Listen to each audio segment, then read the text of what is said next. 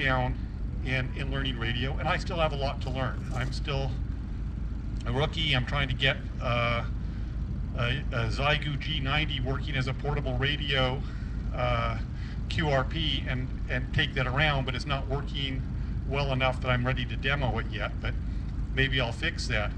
But anything that we can do, again, like I said, we need to put together and share the resources that we develop. For a single club to develop a presentation does not serve the community, it just serves the club.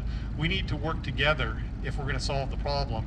And by working together, I think it makes it easier on everybody, and it makes us much more effective out there in the world. So, are there any other people who would like to contribute ideas? This is what we need. What can we do that makes people interested?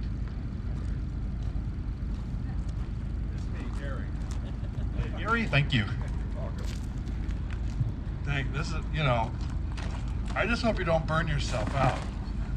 You know, you're taking a big chunk of responsibility there, but I applaud you for what you're trying to do.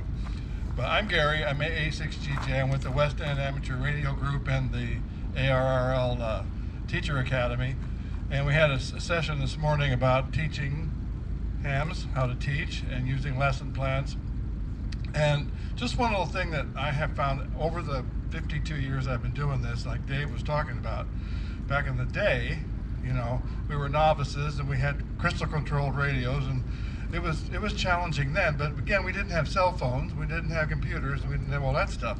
So that's kind of a distraction. So whenever I get a student or someone who seems to be interested in electronics or something, they have to be interested in it kind of a little bit. If they're going to stick around, they've got to be interested in it. And I always say to them, what is your passion? What is your passion? What do you want to do with this? If you get a radio, I know you have a cell phone, I know you have all these gaming things, but what is your passion? What do you want to do? Well, if they don't have a passion for radio, you're kind of stuck, I'm afraid, because I've had a few that, I don't know. Okay, but when you come back and you say, I went through all of the list of things you can do, all of the digital stuff, the TV stuff, the mesh network stuff, all of the things, lower sideband, upper, all of it, working DX, working the world, and so forth. What do you think would be your passion? Well, I work with a group of people in San Bernardino who are doing this for emergency communications. And they say, I want to do emergency communications. That's my passion. That's what we focus on. Okay? We focus on what does that mean? And so then we talk about that. Or I want to work the world. I want to get on it. I want to do what you do with your HF radio. Okay? Let's focus on that. And try to do this in a little bit of a niche. We're not going to learn it all at once. As a matter of fact, I'm 73 years old and I'm still learning. I'm into this digital television business now, and it's kind of mind-blowing. And I was a TV broadcast engineer, so back then it was analog, now it's digital. So again, another passion. But that's what I usually ask my students. What is your passion? What is going to make you stick with this? And back then, what my passion was, I wanted to be a TV or radio broadcast engineer. So this kind of all worked together with my electronics courses, and that's where we kind of need to look for people, is in a college situation where they're in electronics courses that have a passion for that kind of stuff, to build something, put it together, make a kit, and that kind of thing. But we had there aren't as many anymore. There aren't as many college radio stations, but we got a lot of kids from from the college amateur radio stations. But that was my suggestion. I hope I didn't talk too long. Thank you. Good. Hang in there. Well, thank you. Again, this is kind of advice I think we need. Your comment also, this is something I was trying to put into the train the Elmers with new hams, is find out what they expect to get out of radio. If any of you stop by my van, I'm over across from the welcome tent. There's a Canadian flag and a Scottish flag flying from a van. I have a table set out with a PowerPoint presentation that shows all these different activities that are involved with amateur radio. And I've got cookies while they last. So I have a deck. This is the first slide on it. Just shows a whole bunch of amateur radio in the movies references, but it goes on to show Echo Link, Parks on the Air, all this other stuff, and it's colorful, it's engaging, and people come by and they look at all these different activities. And I've actually had old hams come by and say, "Hey, I never knew about this." And again, up on the file share I have up there, that presentation's available. It's a really great tool to engage people about all the things that are available to them with amateur radio.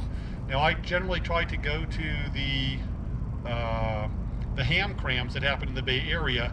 They'll turn loose 30 new hams at the end of the day, and I put a big presentation. These are all the things you can do with amateur radio, and now I've got this amateur radio university to say, hey, when you get your radio, come on down and let's walk you through getting you on the air so you don't get frustrated and we lose you. So this is all wonderful stuff that we can do. The other thing that I wanted to mention, I talked about the meetup group. We need to start reaching out. You had mentioned going after people whose careers or their life's passion might involve amateur radio. But there's another thing that we can do is find other people whose passions and activities align with amateur radio, but they didn't know it. So I have, in our meetup group, I have 260 members. That's 260 people who say, I want to hear about when stuff's happening with amateur radio. Now, they don't all show up, but they're there. There's another group in the Bay Area called Bay Area Hiking and Anything Fun that has 6,000 members. And they're all younger people. A lot of them are young professionals or newly retired people who just like going out and hiking. Well, if I could get a couple hams to join me, let's embed ourselves in their next hike up Black Mountain, which happens to be a soda peak.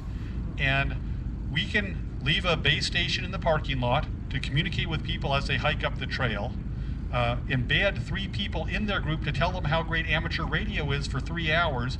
When they get to the top of the hill, let's have somebody who's already up there making contacts, showing a log with contacts in Japan, in South America, whatever. And somebody had mentioned earlier, trying to gamify things. This is something that might appeal to people. In this other group, we say, hey, you like hiking, do you? Well, guess what? You can get points for hiking. You can make this competitive. You can have fun and make amateur radio a part of what you already do. If you like Parks on the Air, do you know how many parks there are that people aren't aware of? In the Bay Area, we have Castle Rock State Park, we have Big Basin State Park, we have all these amazing, beautiful parks, and most of the people in the Bay Area don't even know they're there. And you tell them, join Parks on the Air. That gives you a reason to visit each of these parks and explore it. If you love the outdoors, this is a great way to familiarize yourself with all these wonderful things that you can do. And again, this is something, you appeal to something that's already their passion, and you tell them, this is how radio can make it better. So again, this is another way that we might pull in new members. So again, if you have ideas, gamifying Meshtastic is a great idea for bringing kids in.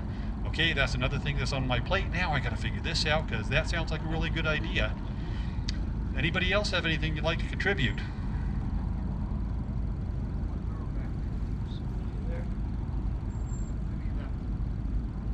No? Okay. Well, I'd like to thank you all for coming. It's very encouraging to have other people out there. The thing is, we're not out here alone. You said don't burn out. I have a lot I want to learn about amateur radio, and the environment for me to learn, I'm not good about asking for help. You know, say, could somebody please help me get my Zyguchi 90 working? Oh, that's hard. But if there's an event where I know that somebody's going to be there saying, hey, if you're having problems, come on down and I'll help you. That's a lot easier to engage with. It gets people past this anxiety about having to ask for help to going to an environment where people are saying, can I help you? We change it from a push operation to a pull operation, and I think that again is going to help us get more hams involved, and I think it'll also start bringing the community that we used to have. You know, what did we become? A bunch of old men who just watch a PowerPoint deck. I think we need to get out working together with each other. We need to start making friends in the community, and we need to get out and start doing things again instead of just sitting there talking about things. So I'd like to thank you all for coming today. come visit me over at my van tomorrow. I'll be talking about it. You can take a look at the PowerPoint deck I have out there. It's a great way to engage new hams and to do presentations in public just to get the public interested. And I'd love to talk to you if you have any other ideas that maybe you're too shy to talk about right here in front of all the people, but I'd love to talk with you. Thank you very much, and thank you for coming. Thank you.